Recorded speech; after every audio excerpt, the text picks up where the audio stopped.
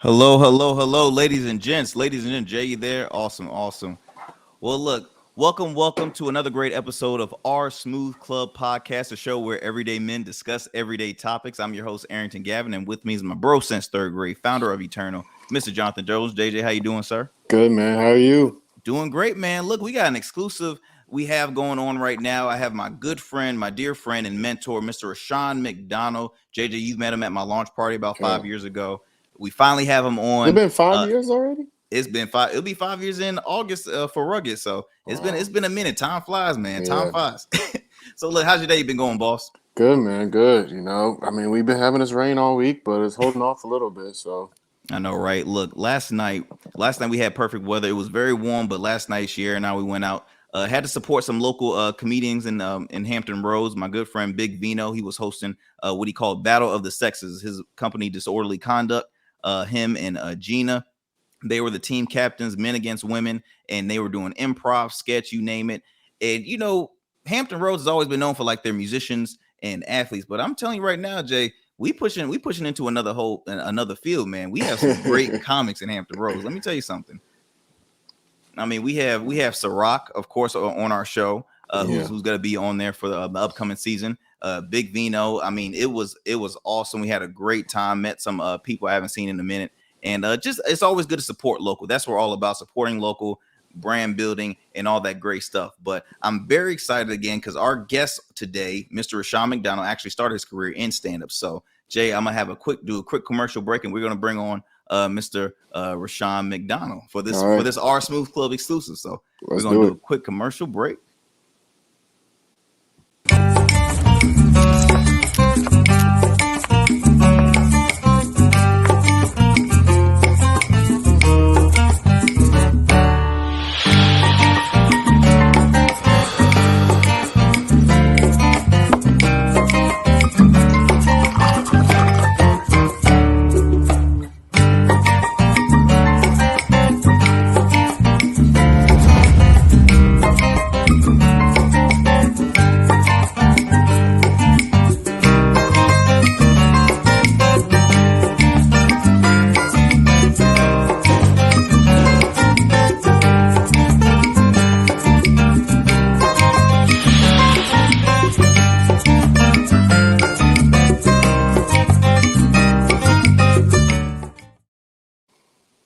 All right, ladies and gents, our guest for this evening, my good friend, my dear friend and mentor, Mr. Rushion McDonald. Let's bring him on in.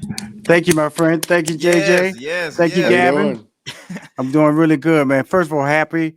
Thank you for inviting me on the show. And again, Gavin, always a blessing to be in your presence, brother, especially your mom. She's an advocate of mine, and she's an advocate of yours. And definitely, like I said, Hampton Roads, I've been there, and I'm very excited to be on your show today. Thank you so much, Mr. McDonald. So great to be speaking with you. Look, before I, we get in our conversation, I want to do a quick background on you for some of the people that don't know you. Mr. McDonald attended the University of Houston, studied mathematics and sociology, degrees which would later fuel his success in marketing and branding. While still in college, he served as an administrative accountant at IBM, a position only intended to be a semester long, but which grew into a 5-year career.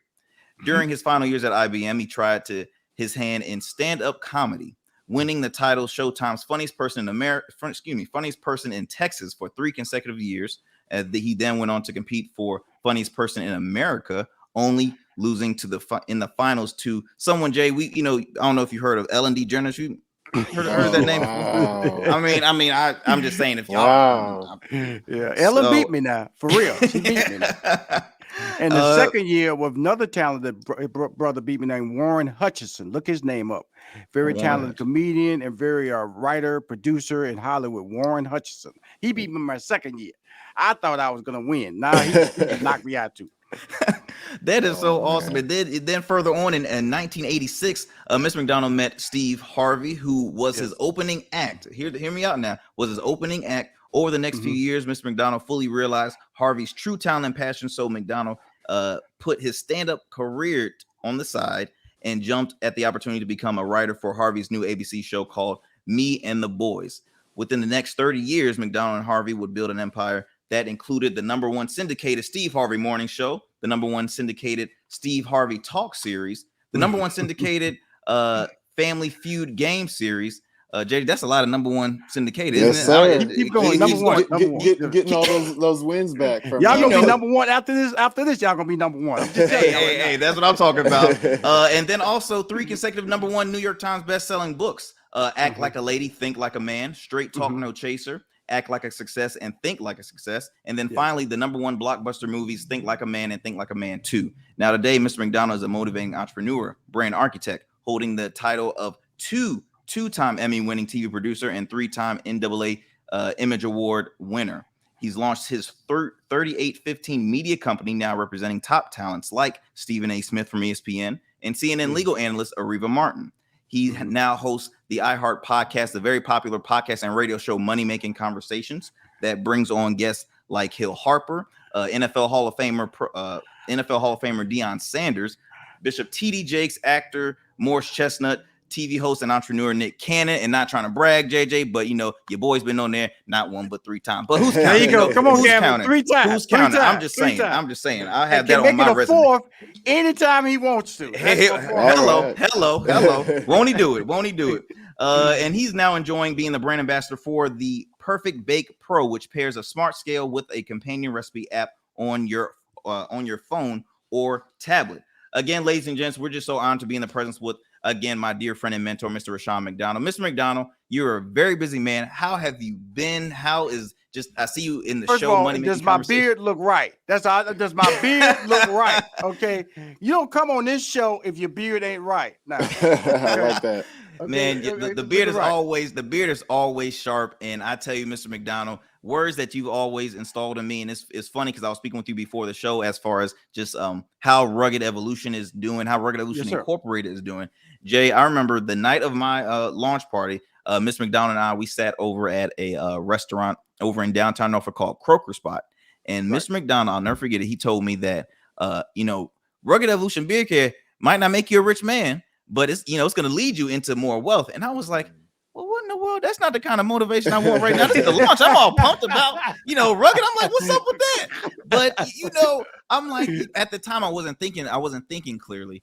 And further throughout the years, still continue to build Rugged. And then I started looking at other avenues. Of course, we had the pandemic, which really brought the creative juices in me as far as how to stay, not just stay relevant, but how to really keep a business, man. We lost so many businesses and continue. Brick and mortar's taking a huge hit. Here in Hampton Roads, we're losing multiple, major malls, right? Yeah. And something we've never imagined to occur. So I started looking at other avenues aside from just, real estate. My mother's associate broker. So real estate has always been installed in me to invest in, but something new came, and it was the trucking industry. And a family friend had told me, the trucking industry was still making money during pandemic. So ring, ring, ring. That was something that I remembered. It was. And that was something that I remembered. And I said, well, let me take that leap of faith, and bought my first rig. And then last month I had bought my second rig. So Miss McDonald, I wanted to just say, those words truly meant something. And it came a little late on me, but it truly made sense now when I understood what you were saying. Well, it's interesting because that happens a lot in my life, because people ask me, and, I guess a lot of people ask questions and a lot of people don't really give them answers. But when they ask me, I will give them an answer. And it's really tied to my belief in you when I respond. I don't believe in giving out generic responses. I've evaluated what I'm about to say to you. And I realized that if you don't hear from me, somebody may not tell you, because we all dream great dreams. But that doesn't mean we have to be satisfied with what we're doing. And that's all I was saying to you, is that this path where you're going, I'm not telling you to leave it, but don't, if another opportunity come, don't ignore that opportunity, seek it out, give 100%. And still now you have multiple levels of income. And that's all you want in life, is multiple levels of income. Absolutely. Very humble. Oh, absolutely. And, humble and multiple streams of income, because Jay, I tell you all the time, and Mr. McDonald, I tell my friends all the time, and guys on the show, the cost of living is going to continue to increase. I was reading an article saying that just the average rent will eventually be right at $2,000, the average. So it's cost of living is going to continue to increase, which means that you can't just really focus on one basic income, multiple streams of income. And really, so many people in America, you guys are creators. You are creative people. especially in the, in the African American community, we can create some of the most amazing things, but a lot of people are hesitant when it comes to business. I guess, and Mr. McDonald, I'll ask you, why are people, do you think that's, hesitant when it comes to, investing in themselves, but really just becoming a business owner? Well, because we don't have mentors. We don't have people, you have to have examples. That's why so many people want to be an athlete or want to be a musical artist, because they have examples of that. Well, we don't have examples of CEOs. We don't have examples of executives. We have examples of teachers. That's why a lot of African Americans are teachers. They understand that. If you see what you do. I give you an example of me. It's like when I was 15 years old, my father, he was a truck driver, which is really cool that he drove trucks for a living. And so he got me my first job when I was like 15, 16. And I saw these guys, and they were forklift drivers. They drove forklifts, man. They can go in, pick up that pallet, whip it out, go in reverse. And I'm gonna tell you, man, I don't care what kind of grades I made in high school. When I graduated from high school, I didn't want to go to college. I wanted to be a forklift driver. Wow. And guess what? When I graduated from high school, despite graduating with honors, I got me a job as a forklift driver. So you are inspired by what you see and what you know. The only blessing out of that, I didn't know how to drive a forklift, never drove a forklift in my life. I just watched them. And then when I auditioned for the job, the guy asked me to do a simple pallet raise, which I did. And he said, "You hired." And then when I actually got the job, this goes back to knowing your craft. I lowered a box on a guy's hand and broke it. The guy goes, "You fired." And so that's how I got in college. So know that when you say that statement, you have to see something. The importance of President Barack Obama being president was so amazing for so many people of color because it became possible. The impossible was achieved. So if the impossible is achieved, then a lot of possibilities can be achieved. And so when you speak and you understand why people don't reach for the stars, well, when you're in the hood and you never left the hood, then guess what? Those stars are unreachable. So what do? You grasp for the nearest opportunity. That's the street hustle. Wow. That's the quick turnaround, the quick car, the quick this. Everything's quick because you don't see a future of 30 days, 60 days, or 90 days. When you start seeing a future of 60 days and 90 days, then you're not just scrambling to pay the rent every month, because that's what the average American is doing. They're scrambling to pay the rent every month. And because they're scrambling, then they can't plan for success. Now, if you can't plan for success, then you can't have a dream. If you can't have a dream, you can't set a goal. If you don't set a goal, then you will never achieve anything in life. Did you write that down, Jay? You got a pen? Did you? I'm over here drinking this water. I'm like, look, that was it's so powerful because I'm very passionate, as far as in the community here in Hampton Roads. I started a foundation, a Revolution Foundation. Yes. We actually this past weekend we had our first ever Laughter for Tomorrow's Future comedy show. I had a few friends that were comedians, and it was all laughter for a cause. All the proceeds went towards our foundation that focuses on youth. Focuses on youth, male adolescents 13 through 18. My whole thing is when I see inner cities and I see that they're surrounded by beat up basketball courts, where's the libraries at? Where's the tennis courts, aquatic centers? Let them see that there's other options. And, just by doing this show, our Smooth Club podcast, Mr. McDonald, Jonathan, JJ and I, we've been best friends, brothers since third grade. Right. And we've always had a passion for helping others and being a blessing to others. And we're always about changing the narrative. Here at our Smooth Club, of course, we love to have fun. We love to entertain, but we also want to inform and lead by example. I'm a person, I always say, I'm not trying to be a leader, but I want my actions to, help, say, okay, if a young person sees me, okay, it's possible. Or, okay, I can also try something like you said with Barack Obama. I mean, right. I was in the 7th grade in a predominantly white school where a lot of people were not happy. It was a quiet day after that next day. But you know what? All the African-American kids, we were in the corner high-fiving each other, because it was something that we never could imagine happening. And it was such a beautiful moment just seeing him walk across that stage, with his wife and 2 daughters. People emotional. It wasn't just politics in that occasion. It was something like, and even the new Supreme Court justice. I mean, we're still continuing to cross barriers when it comes to you will always have doubt when the impossible doesn't seem possible. And I'll tell you a little quick story.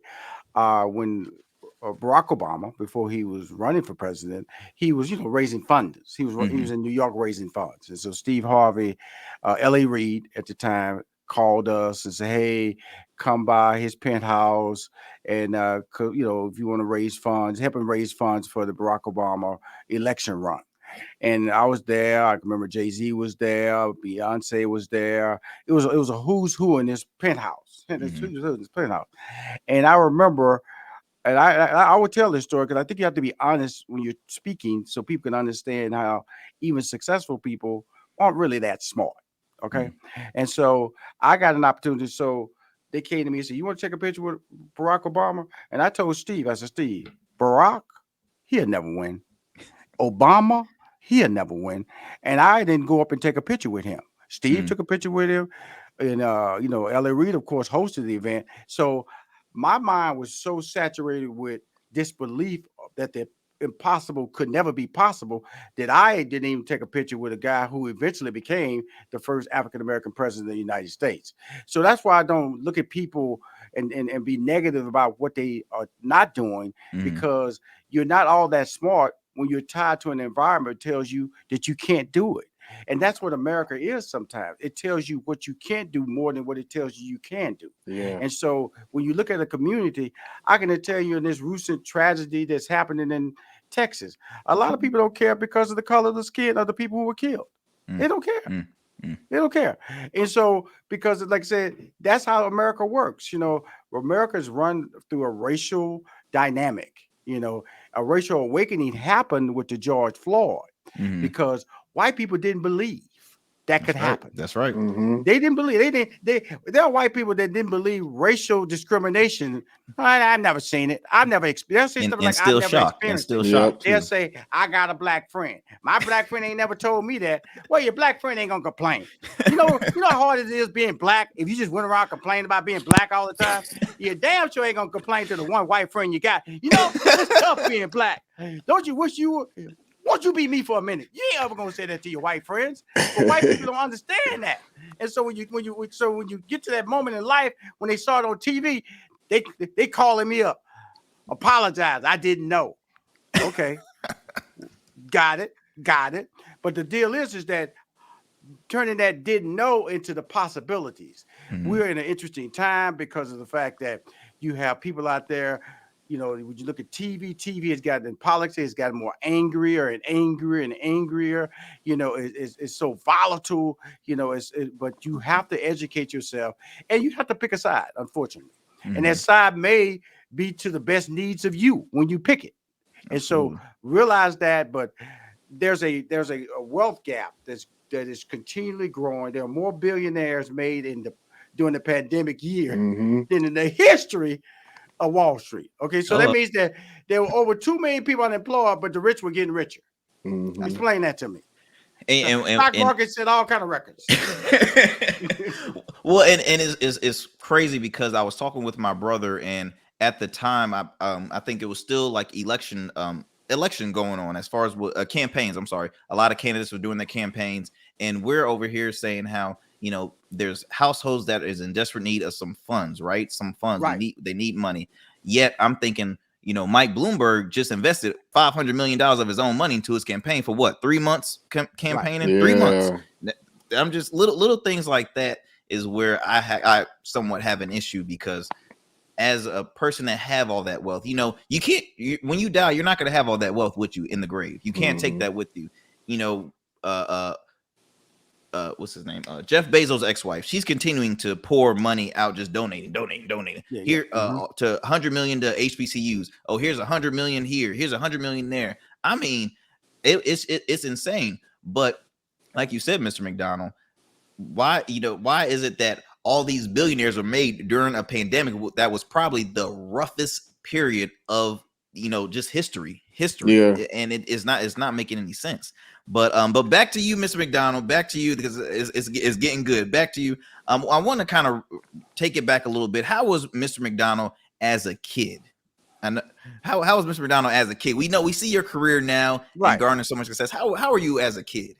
Well, I recently had a look at my life. Sometimes, when you go through life, you just write about what you know. And I can tell you that I've always been a kid who didn't want to be in the spotlight. I wanted to be regular. I wanted to be. I was bullied as a kid. I can remember I lived in my neighborhood. 3815 Media. Then 3815 Media is named after it's the street numbers from the house that I was born in. That's where I was born in a 2-bedroom shotgun house with 6 sisters and 2 brothers and both my parents. And I used to walk up a street to my school. It was Emmy J. Scott Elementary. And this little kid used to rustle and bang. And I remember that. He was right there waiting on me, patting my pockets down like he was the police, taking my little lunch money. I mean, I knew, and I walk around and try to get around him. Now, he found me. Every day he found me. And so I know what fear can do for you when you know it's happening. When you wake up, it can deter you. And so know that that's what happens in life. I know I don't want to shift off me, but I got to keep going to life with people because life is one giant bully. It really is, because how you pay your rent, how you go to work, how you the money you make is just one giant bully situation because a situation over here can cause you not to be successful over here. So it's important for you to understand that the possibility of you being successful will be a lot more failure related than success related. So I can always go back to the 4th grade when I was running around in this school and my teacher stopped me. He stopped me. I can remember like he stopped me. He said, "Stop, Rushion, you cannot do that. You are not one of those kids." And I didn't know what he meant, one of those kids. But at that point, I was being separated from my other students. And it followed me throughout my whole high school life that I was going to be treated differently. And sometimes being treated differently, even though teachers intentionally try to save the good ones, and I was considered one of the good ones, can also backfire when it deals with when you have to leave the school and go to everyday life. That's true. That's absolutely true. Wow. I'm glad I asked that question now because I wanted to ask about your media company too. So I'm glad you brought that up. Right. Now, Mr. McDonald, leaving IBM to pursue a career in entertainment, was that an easy decision? Because I know one of my good friends, Sirach, who's also he's a co-host on our show. He will be in the upcoming season, and just hearing him how he invested in himself and said, "Look, I'm doing full-time stand-up." It's rough. It's extremely rough. So it's for a musician and for anybody. But how was that transition, leaving a job that had benefits, a salary, paying good, you were doing great at it? How was that transitioning from IBM to entertainment? IBM. Okay, the right there. I wasn't leaving, a grocery store, baggage. I wasn't, IBM. This is a career that most people was seeking out at the time in '86 when I decided to leave it. I remember when I was in college, and I got an opportunity because I was in college. It took me 7 years to graduate from college because first 4 years I didn't know what I was doing. I knew what I was doing, but it wasn't moving the grades along. And so I made a conscious effort that if I'm going to do something in life, I got to change. So, so I went to IBM, and I had several job offers because at the time I was I had a full-time job, I had the secretary, all that stuff, but I was going to school part-time. And so I said, I want to enjoy life. I want to enjoy the experience of college. So I resigned from that job, and IBM came to me as an opportunity, but they only offered me 1 semester. They said, we can only keep you for 1 semester. And I said, so what happens in the second semester? We don't do that. We intern you. We have one paid internship for 1 semester only, Rushion. Do you want the job or not? I said, okay, I took it. And so what I did was I went to all the people on my floor and I asked them what they didn't want to do. And they said, whatever they didn't want to do, I started doing it. I started taking, even though I wasn't getting paid any extra money, I would stay late. I would come early so I could do their work. Rushion, where is it? Right here. Where is it? Right here, sir. Right here, ma'am. And so it was about 20 people. I was doing their work that they didn't want to do. And so about November, I started telling them, this is my last semester. I'm only going to be here 1 semester. They went, what are you saying? I said, they only keep us for 1 semester. Really? made that up. So to answer your question, 2.5 years later, I was still there. And I say that story to tell people that so many times we seek opportunity tied to a paycheck. We see opportunity tied to somebody paying you. The opportunity is being given the opportunity and what you do with it. And seek that out, and then it leads you to a bigger opportunity. And 2.5 years later, I was still at IBM. I graduated from college. I was employed for 2.5 years later, and then I left a job at IBM. So it was a very tough decision to leave, but it allowed me to tell this story about effort, about planning, about decision making, and commitment. Absolutely, and that's another thing that JJ, we talk a lot when it comes to investing in yourself, becoming an entrepreneur. You always have to evaluate your risk, because I know a lot of people that will hurry up and quit their job, invest in themselves, start their business, and then they're like, wait, I hit a wall, because you're already thinking about the money. You're thinking about the money, but you have to evaluate your risk. When it comes to business, there's always going to be money involved. You have to have the finance to start a business. Your first year, your first 2 years, you might not make any money, but you still, again, I will say, give yourself a 5-year plan, 5 to 7 year plan. I know a person that has did a 7-year plan, very successful, has one of our sponsors, Shoe Crazy Wine, based out in Richmond, Virginia. Right. 5-year plan. So you definitely have to evaluate your risk. Next question I would like to ask, after you gained huge success behind the scenes, and you've always said you never want to kind of be in front of the camera, but do you still ever think now, because with your show, the success of Money Making Conversations, you've had big success behind the scenes, but did you ever think about, maybe I should have stayed in front of the camera? Do you ever have thoughts like that, Mr. McDonald? No, not at all. Because I've impacted so many people because of my. You gotta know your role. In 1992, I was a very funny stand-up. Did Def Comedy Jam. I was considered one of the funniest comics in the country. Probably could have beat Ellen DeGeneres in 1992. I couldn't beat her in 86, but I probably could have beat her in 92. And so, with that being said, I had a very popular comedy club. And Steve Harvey was my opening act in 86. In 92, he came into town as the headliner for the Def Comedy Tour. And so Joe Torre was hosting. Tony Brown was on that show. Downtown Tony Brown was on that show. Very funny brother out of Detroit. And there was a couple more people and me. And they would always hire some funny local guy just to save on travel and hotel. And I went on stage and I killed it. I was pretty funny dude. And Steve Harvey followed me. And the whole goal in any act is stand-up comedy is for the next person to have a difficult time. It's kind of like that rival. You want to set the stage on fire, so when he follows you, there's a difficult time. Well, as Steve, he was at the time host of Showtime at the Apollo. He walked on stage. As he was introduced and walked on stage, he got a standing ovation, which messed me up. I was going, he ain't told a joke yet. Why are they standing for this dude? And he proceeded to do probably about an hour and 20 minutes of stand-up comedy I would have never done. I would have never did one of his jokes. I would have never even thought about doing one of his jokes. And right there, I knew then. God had given me the ability to be funny. He wanted to be funny. That's the difference. He wanted to be funny. And that watching him on stage changed my whole trajectory of what I wanted to do in my life. I enjoy, and he asked me, he came to my comedy club, and that's when I realized that he had gotten an offer to do a television series on ABC. And he asked me, he said, Rushion, I got a TV show. What do you want to do? Thinking maybe I want to do a big character on the show. I said, no, I want to write. He said, write? Dude, I saw you. What you do is the truth.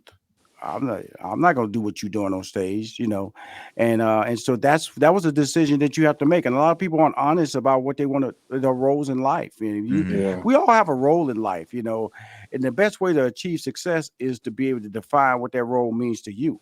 And I've clearly understand that I'm the king of pivot, as people say. People say, wow, Rushion, you doing this. They'll see me baking. They'll see me producing. They'll see me hosting. But I will not do anything, JJ and Gavin, ever unless I can give 100%. And I always tell these people, this commitment was made in October 9th, 1991, where I had a little post-it on my wall in my apartment. And it was, It was on my wall, and my apartment was like it was a 1-bedroom. It was probably big of a little studio. $350 a month. All bills paid. Okay, all bills paid. $350 a month, and it's probably about 400 square feet. Nice little place I stayed in, and actor Michael Rappaport. He was one of my building mates at the time, and I said, if you allow me to follow my dreams, I will give you 100% in anything that you allow me to do. I will give maximum effort. So when you look at me, if you see me baking, I'm giving maximum effort. You see me hosting, I'm giving maximum effort. You see me producing, I'm giving maximum effort. If you ask me advice, I'm going to give you maximum advice. And so that's the difference in me, is that I made a commitment to God in 1991. And I'm going to ride that commitment out until I die. Wow. I think that's just a real inspiring thing. How you were saying that you decided to team up with Steve Harvey, because like most people, like if they see their kind of rival that's getting all the buzz, like you would be jealous, and you think that you instead of teaming up, that wouldn't even be a thought. And I think that's just real smart how you just decided that you could build something instead of like butting heads. And because I mean your career could have ended right there if something like terrible would have happened. Well, JJ, I'm gonna tell you something, man. If you the backup quarterback, why are you gonna be mad at Tom Brady? Mm-hmm. You know what I'm saying? Steve Harvey's Tom Brady. Yeah. Okay, he's an international star. I saw that in '92. Okay, I saw that in 2000. I saw that in 2005. I've seen that all my life. I knew he could cross over. Mm-hmm. And so what stops people, and people have told me over the years, oh, you funny in him. Shut up. Shut up. Oh, you should go back on stage. Shut up. That's what you think. Allow me to do my own thinking. Mm-hmm. And I've never regretted anything I've done because of the amount of people I've been able to meet. I wouldn't have met Gavin if I wouldn't have done the things I've done with him. And the things I've done for him has enabled him to live the life that he lives today. Mm-hmm. So we both won. We both have won. And so I just know that when I had that decision to make in my life, I had to make it for me. And it was another decision that I made that was when we did the ABC show, it got canceled and it was ranked up like in the top 25, me and the boys. And then when I came back, I had an opportunity to write on this show, but it wasn't the perfect opportunity to write on this show, Steve Harvey Show on WB. So I opted to follow my own path, trust myself, trust my natural instincts. Because sometimes you have to trust yourself. Mm-hmm. And because I could have sat on his show, but like I said, it wasn't the best opportunity for me. Yeah. And so because I didn't, then I got the Parenthood. Then I got the Arsenio Hall show. Then I got Sister. Then I got the Jamie Foxx show. Then I got Parenthood. So my resume, the Parkers, I got that on my notes too. I just wanted you to know. Okay. All this stuff.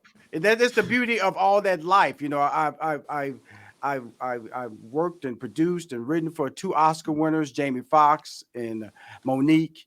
I worked and produced with one of the most talented people in the world, and Steve Harvey. I currently manage one of the influential sports talents in the country, and Stephen A. Smith. I've worked with Nick Cannon. I've worked with Gabrielle Union when she first came out. I discovered Kim Whitley. I fund Wendy Carroll Robinson's foundation. All these things, Lonnie Love, all these people that come up to me and talk about what I want to do in my life, all because I made a simple decision when Steve Harvey asked me, hey, bro, what you want to do? I said, I want to write. Yeah. I think that's it's great just because, like, obviously just hearing you talk and telling your stories, like, you're very humble about yourself, and like that reflects with people and that sticks with people rather than just seeing, oh, you're just doing it for just some paycheck. It's like those people like remember you and like how you are in that environment, and they want to be around that. And I think that really speaks volumes. I'm cool with you being around me, but like I said, what happens is what happened to Gavin. He asked me a question, and I told him, and it stunned him because of the fact that it was really interesting. I went to the Black Honors, which was produced by Don Jackson last week, and I walked into the red carpet, And this guy walked over to me and he said, I want to thank you, Rushion. I said, He said, I want to thank you. Short pants and little short sleeve shirt. He said, I just purchased 85 acres in Fayetteville, Georgia to build a film studio. And he said, I would not have done that unless you would have been, you always picked up the phone. You always told me, you always had something to say, and you didn't hesitate to tell me what I should do. I interviewed with Michelle Williams. Michelle Williams, when we was in Chicago with the talk show, she come in my office. As big a star she was, she sit down, and I tell her, I said, girl, you go special. Just stop beating yourself up and just be the star who you should be. And she'll tell you that. She sit in my office like a father talking to a daughter, because I will actually tell you. Now, when I tell people that, if you are moved to tears, okay, that ain't gonna bother me. It really ain't. Because I'm motivated to tell you the truth so you can be better. But don't let age stop you. Don't let your color stop you. Because all those are barriers. Don't get me wrong.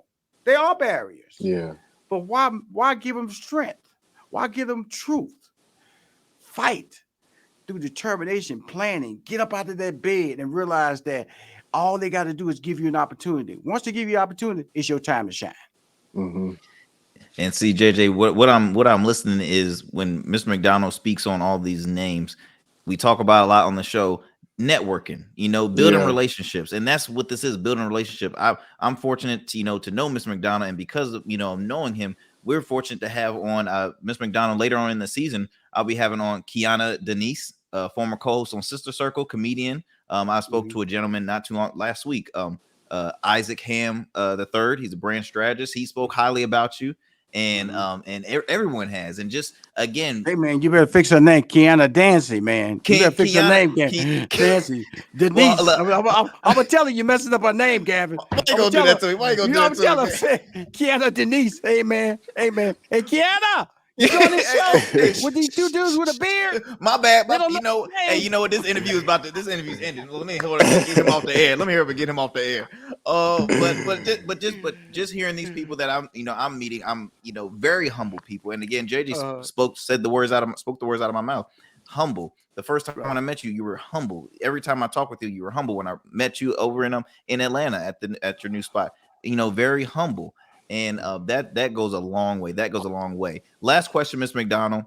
Excuse me. Two quick questions. First question is just the state of stand-up. I don't know, because JJ might slide one in. Is this really the last two? Because JJ, he Mr. Deep Voice. Can you shut up, Gavin? I gotta work my way in there somehow. Hey, my bad, man, my bad. No, but the state of stand-up comedy right now. We've seen. Of course, what had happened at the Oscars with Will reacting and slapping Chris Rock. Then we had Dave Chappelle getting attacked on stage. What do you see the state of stand-up comedy? Do you see them, other comedians maybe changing their materials? Do you see we need to have more security? What do you see when you see incidents like this happen? Well, we live in a violent world. We live in a violent world, and the problem is, I'm gonna tell you something. I remember there was a video, man. It was like when I was doing stand up. It was probably this comic. I can't remember his name. He was in Texas. He was on stage, right? And it was this guy heckling him, right? He was heckling him, and he played a guitar. He played a guitar on stage, and the guy kept heckling him, and he just put his guitar. He said, "Hey, man, if you keep talking, I'm gonna bust you upside the head with this guitar," right? And the guy go, "You ain't gonna do nothing." He walked on stage. Guess what? He bust him upside the head with this guitar. Now, it wasn't no cameras, but if a camera was playing, that'd be viral right now. And that's about 30 years ago. So violence in a comedy room is nothing new. I've seen fights break out in the comedy room. I've seen comics attack. It's just that because it happened between Will Smith, which he should not have done, and he's paying a tremendous price for that mistake. I'm sorry. It may be a mistake he may never recover from because he never officially apologized. That's right. And officially apologizing, look, man, I'm going to get on my private jet.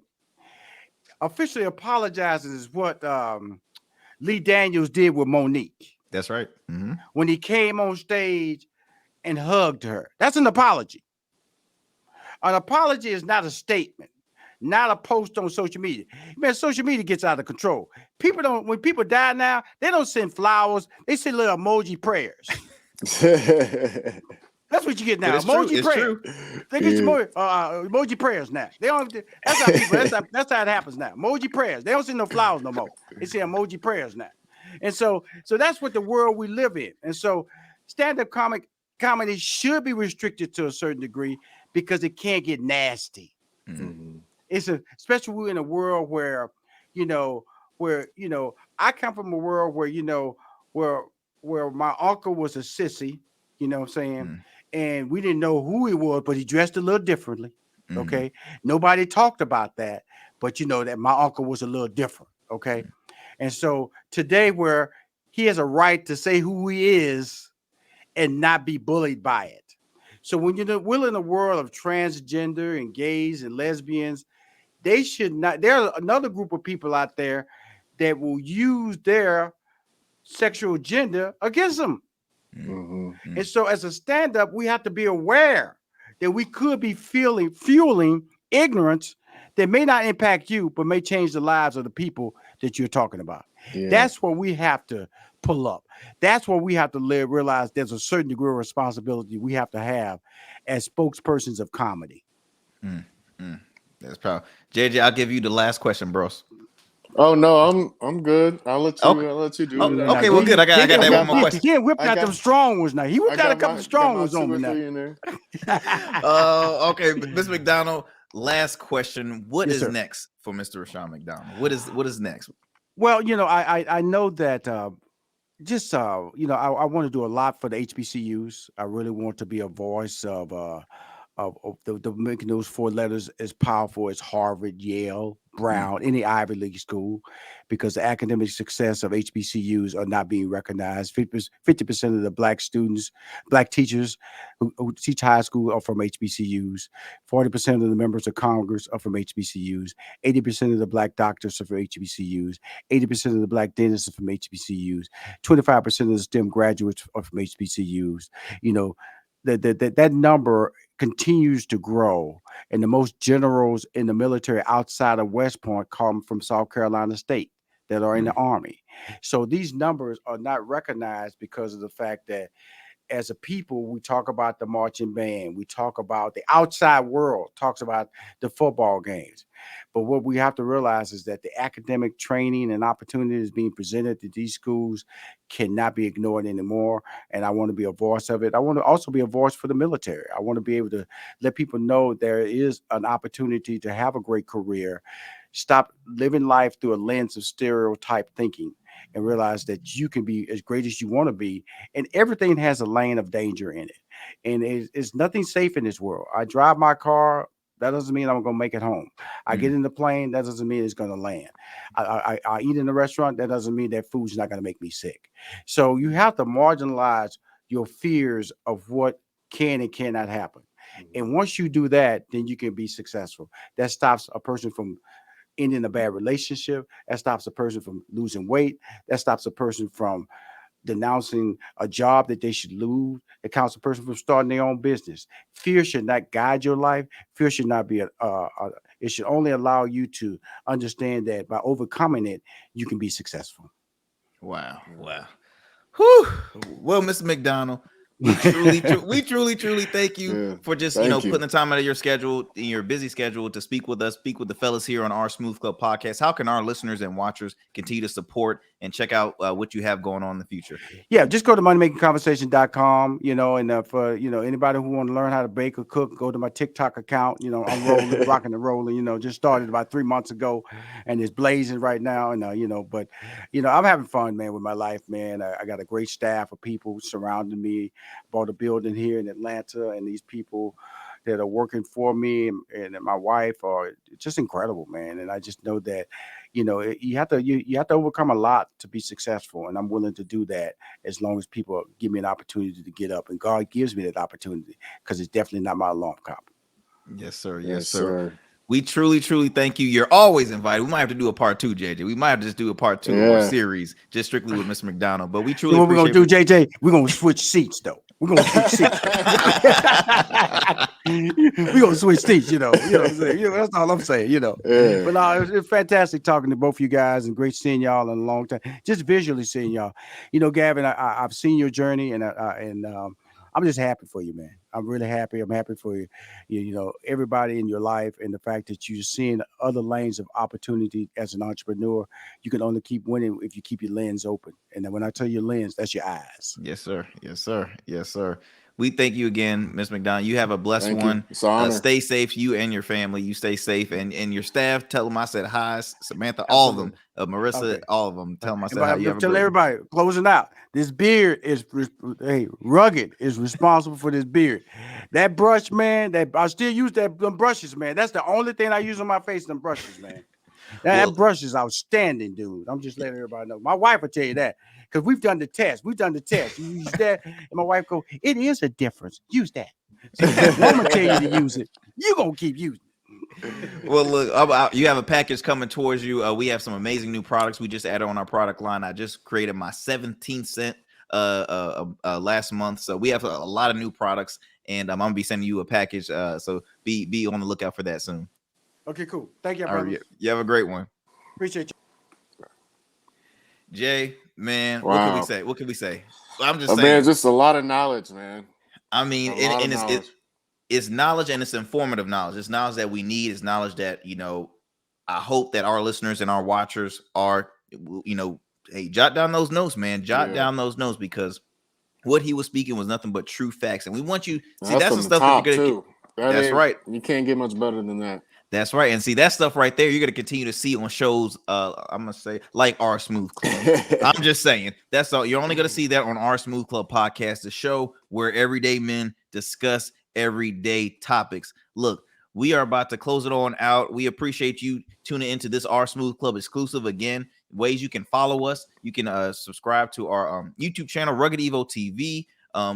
Follow us on iHeart, Apple Podcasts, Spotify, Stitcher, wherever you listen to your podcast. You can tune in also on the Global Vision Network on Roku.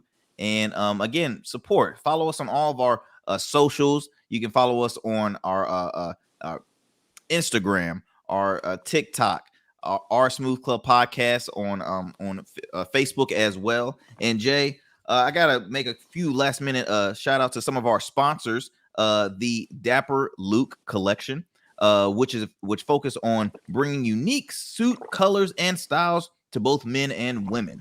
So our good friend, Mr. Luke Haskett, better known as Dapper Luke, who's an OG to the show.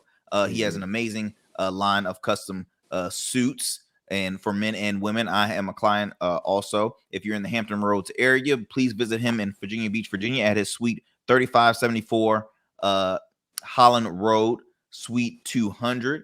Also, you can check out his website, dapperluke.com. And of course, since Mr. McDonald put that plug in with the Rugged Evolution Beard Care, we got to talk about Rugged. Yeah.